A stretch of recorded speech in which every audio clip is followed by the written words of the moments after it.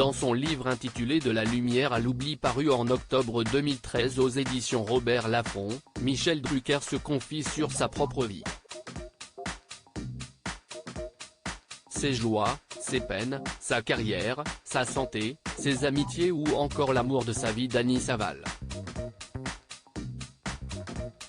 Le célèbre présentateur se dévoile comme jamais. Au détour d'un chapitre, il raconte même sa rencontre avec celle qui est aujourd'hui son épouse depuis 50 ans. Ils n'étaient pas voués à se rencontrer et encore moins à se marier. Pourtant, Michel Drucker et Dany Saval filent le parfait amour depuis maintenant un demi-siècle. Heureux et amoureux, les tourtereaux continuent d'afficher leur complicité au grand jour, des années après s'être unis dans le plus grand secret.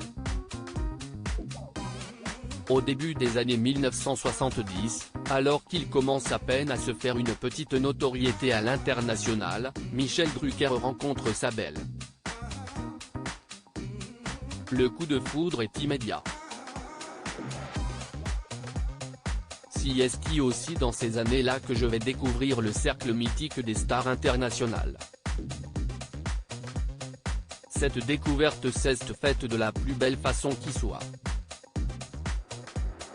En rencontrant une femme qui est devenue la mienne, explique-t-il dans un premier temps avec beaucoup de tendresse. Fraîchement célibataire, la jolie blonde lui tape immédiatement dans l'œil. Dany Saval, vedette de cinéma, revenait de Hollywood après avoir divorcé du compositeur Maurice Jarre, rappelle-t-il ensuite. Une union bien cachée, désireux de garder cette relation pour eux, au moins pendant un petit temps. Michel Drucker et Dany Saval s'envolent alors pour Las Vegas où ils décident de se marier, à l'abri des journalistes trop curieux. Nous sommes allés nous marier en secret à Las Vegas. Outre-Atlantique, elle me présente ses amis Gregory Peck, Omar Sharif, Tony Curtis, Jerry Lewis, me parle de Bobby Kennedy qu'elle a bien connu, me fait mieux apprécier Charles Aznavour, son ami de toujours. Presque tous des monstres sacrés, se souvient-il.